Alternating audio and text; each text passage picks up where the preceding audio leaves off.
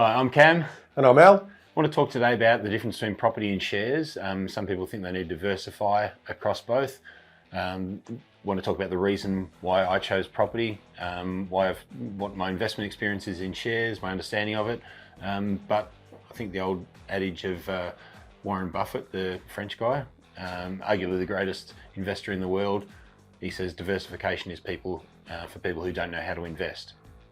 And I think that's what came down to when I first started choose property over shares, is that being a 20-year-old, I didn't understand how to look at annual statements of companies, balance sheets, didn't know how to purchase stocks, but I could analyse a property market and use some basic smarts to find a really good growth suburb versus the population growth, and I could choose the tenant, could choose the property, so control was a really big factor for me.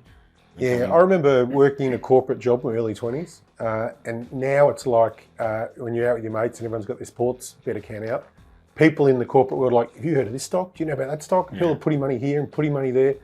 To me, it was literally just like gambling, because none of those people were licensed stockbrokers. They'd all spoken to a bloke on the train that morning who knew someone who thought they had the best stock in the world. I just didn't make any sense to me. You just reminded us. Remember that we were both working at Telstra as kids in our 20s, and we bought that this stock. Is one of those. You remember that one? This was exactly one of those. What was it? Triton or something like that? Something resources. Yeah. So we bought it. Exactly the same thing. We got sucked in, spent a couple of grand each on this stock. I think we bought it for 26 cents, and I moved house like 10 years later and found this share certificate for these stocks. Yeah. And I can't remember what it was called, but it had gone. I went back and checked it, and it had gone from 26 cents to $28, and then the company closed. By the time Cam found his certificate, it was closed. Yeah, so I think I'd worked out I could have made $200 and something plus $1,000 off this if I had have watched it. And anyway, that just was reinforces to me, if we'd bought a property at that price and it went to $25, it would have kept going up. They don't get the right property. They don't rise and fall like that. It's not boom or bust. They continue on. The right property continues on the right trajectory. Yeah.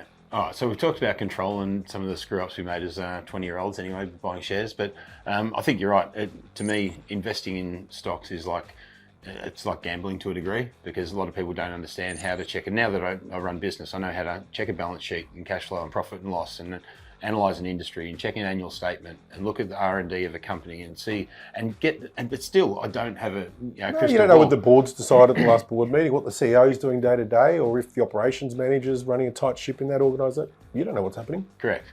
Whereas property, I control the banks. But let's look at this is the big hitter when it comes to property versus shares, I think and you often mention it, and that's leveraging OPM.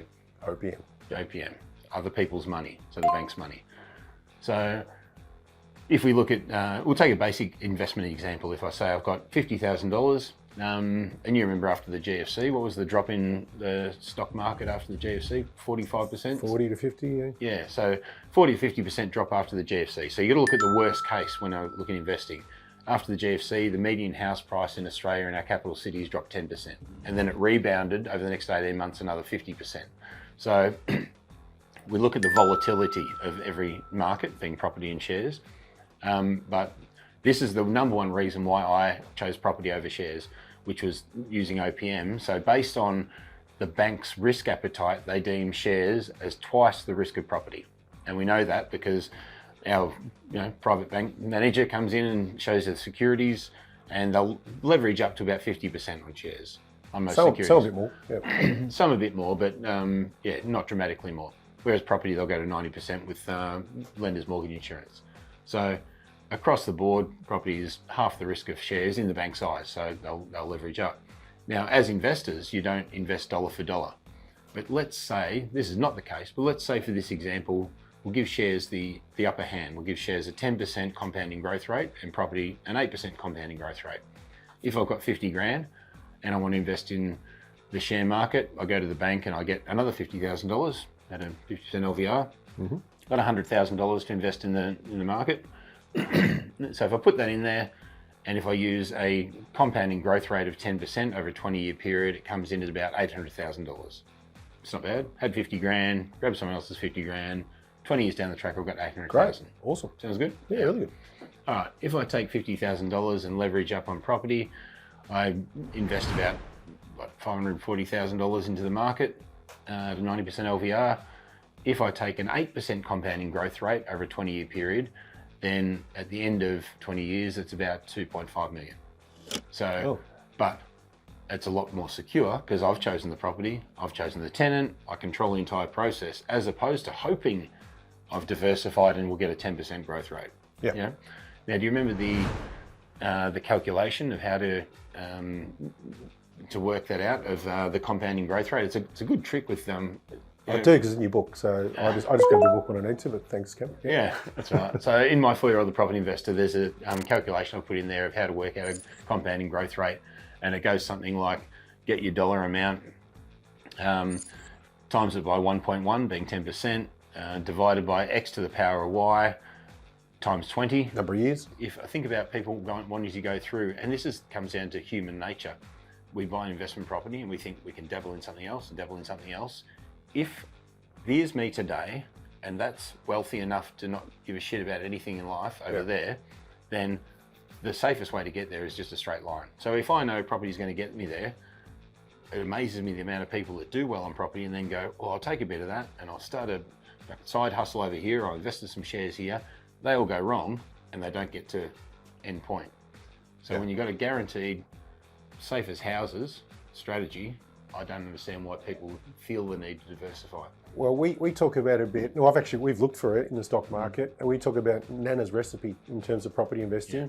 Do something you can do over and over again to get the same result by following a set process and formula. I haven't found it for stocks, but what Cam's saying with his straight line there is there's a proven formula. Follow it, do it. Yeah, makes sense. And just so you're aware, we're not biased. We've done an diploma investor share trading. So we wanted to understand the stock market and different types of investment vehicles. We've got an Australian Financial Services license, which allows us to talk about specific investments.